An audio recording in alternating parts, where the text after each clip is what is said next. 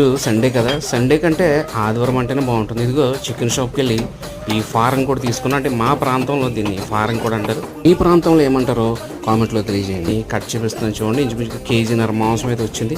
అంటే రెగ్యులర్గా తీసుకునేది బ్రాయిలర్ కోడి. టాప్ అన్న ఏమన్నారంటే బ్రాయిలర్ కోడికి అనేది చాలా బాగుంటుందండి, ఈ కోడి తీసుకోండి, సేమ్ మీకు నాటుకోళ్ళే ఉంటుంది అన్నట్టు దీన్ని కుక్కర్లో ఉడకబెట్టి వండాలని చెప్పేసి ఆయన ఒక సలహా కూడా ఇచ్చారు. అందుకే ఈ కోడిని నేను ఈరోజు తీసుకున్నాను. చూసారా ఈ అన్న ఎంత స్పీడ్గా ఈ చికెన్ కటింగ్ అనేది చేస్తున్నారంటే మామూలుగా బ్రాయిలర్ కన్నా ఈ చికెన్ అనేది కొంచెం గట్టిగా ఉంటుంది అన్నట్లు. దీంట్లో గుడ్లు కూడా ఉన్నాయి. ఒక గుడ్డు తీస్తుంటే పగిలిపోయింది చూసారా, వేరే గుడ్లని సెపరేట్గా పెట్టారు. ఈ కోడి కేజీన్నర పైన వచ్చింది.